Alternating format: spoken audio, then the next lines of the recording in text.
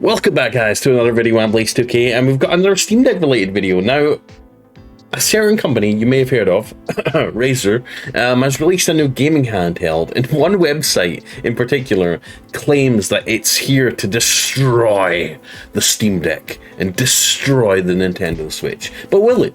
That's the question. Anyways, guys, in this video, we're going to take a look at it and talk about it, and I want to hear your thoughts in the comments. Anyways, before we get into it, please like, subscribe, click the bell icon if you want more Steam Deck content on your YouTube homepage every single day, and go check my link in the description, the links in the description for my favorite Steam Deck accessories. Anyways, guys, let's get into it. Let's go.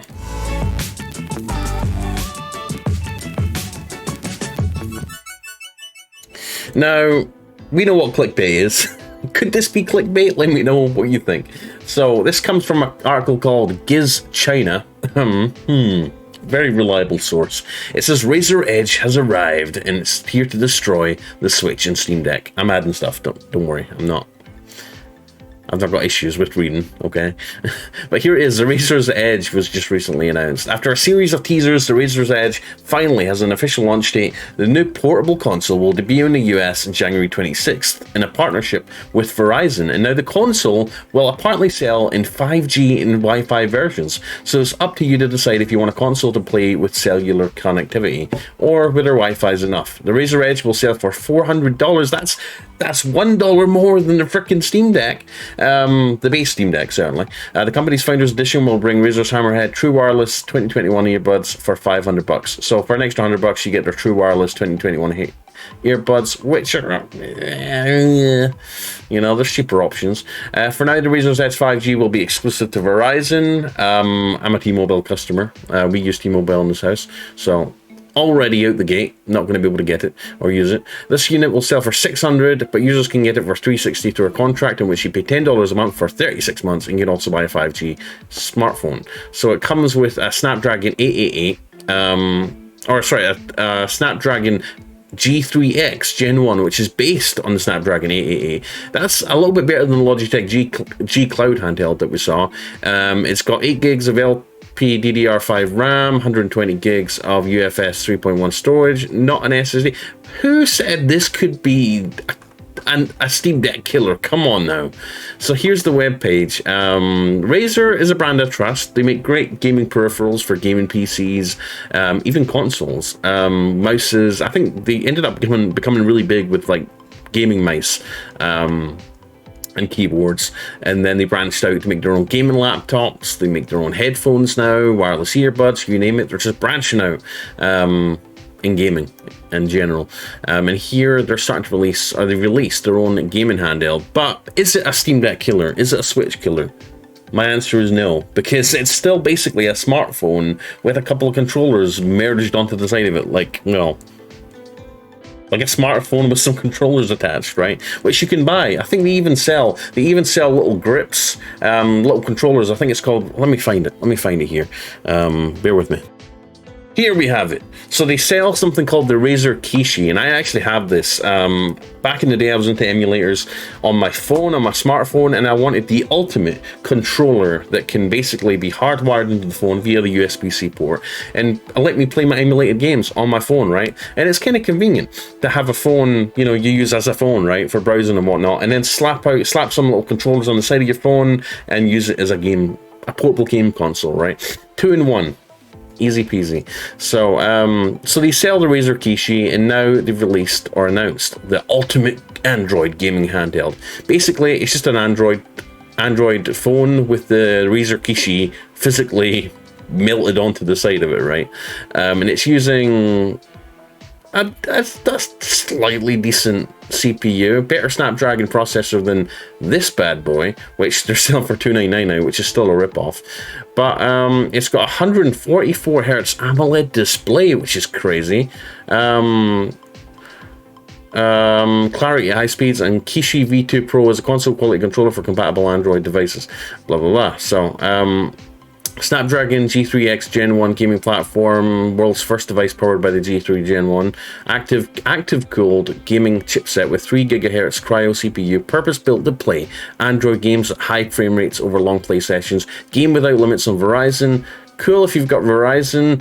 I don't know how I'd feel about playing online multiplayer games with cellular data, but hey, I've not tried it myself. So, in fact, I have tried it. I played Warzone over 5G, and it was horrible. The ping was terrible.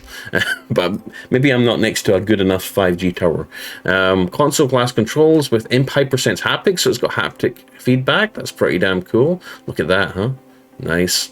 It's got a 144 Hz AMOLED Full HD Plus touchscreen. Very cool. Looks better. Your games will look better and run smoother than the competition. Yes, but you have to game stream. I don't think game streaming supports 144 Hz gaming, my friends.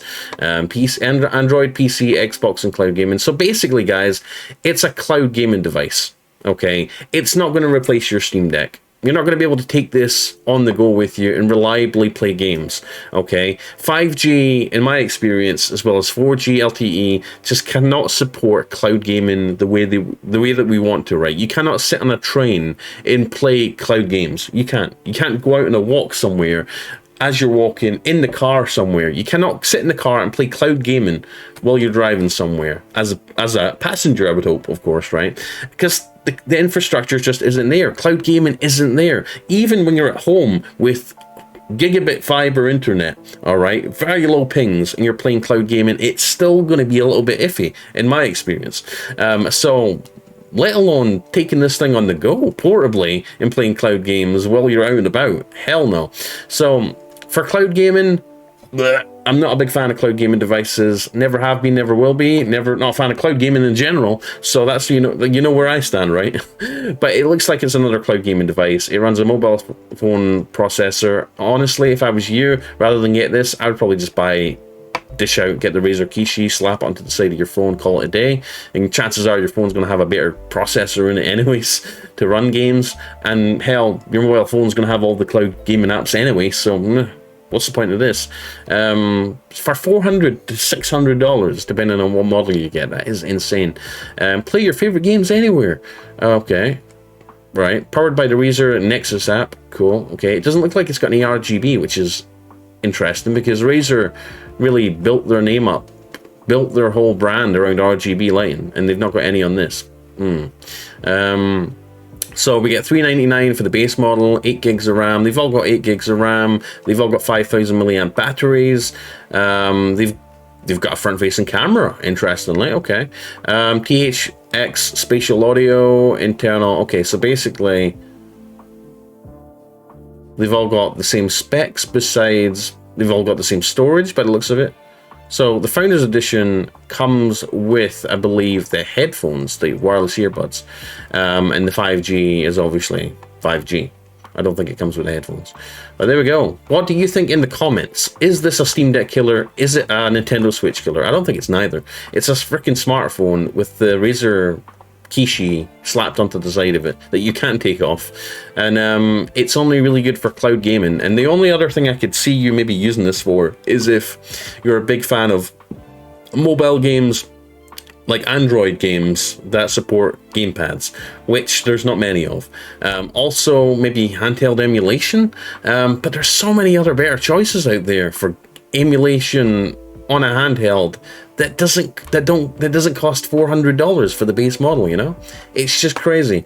If you ask me, I don't think this is going to be much of a success. I hate to be negative, all right? Some people, there's probably some of you that are like, oh, I've been waiting for this my whole life. But for me, I'm just not interested. For that price, you know, for $400, you can get yourself a freaking Steam Deck. And let's just keep in mind, they're basically touting this as a cloud gaming device. Your smartphone could be a cloud gaming device. Get yourself a little Bluetooth controller for your smartphone. Your laptop can be a cloud gaming device. Your gaming PC could be a cloud gaming device. Your Nintendo Switch is a cloud gaming device because they have cloud gaming on your Switch as well. You know, like all these gaming options that support, everything supports cloud gaming these days. Everything, even the most beat up, crappy PC or laptop can support a really good, relatively good cloud gaming experience if that's your thing. But to pay $400 for basically a smartphone that cannot be used as a smartphone with some controllers fused onto the side of it for $400 that supports mainly cloud gaming or touts cloud gaming as its main feature with maybe just Android apps on the side, it's just a tall order for me, and I don't really know who would buy this. Anyway, I'm done ranting. I've been ranting this whole video. I'm sorry. I'm just tired of these cloud gaming devices that come out, and they keep getting trashed as they come out. And cloud gaming in general keeps getting trashed. I mean, look at Google's Stadia. It got shuttered. Look at all these other cloud services that are kind of not doing well because people don't want to play, you know, high-end games that look like choppy YouTube videos, that stutter, that have artifacts, that stutter every now and again. Your Wi-Fi has a hitch, right? That you can't take on the go wherever you want to go because of cellular data just sucks right now. I just don't know who is into cloud gaming. If you are, though, let me know down below. I'm not saying that cloud gaming is bad. It's playable, it's usable. It's just not there yet where I would commit to buying a $400 device just to do cloud gaming, if you get what I'm saying. And a lot of them don't support 144 hertz, so I don't know why this is even a future in this thing, you know, especially if cloud gaming is its main focus here. You're basically paying silly money for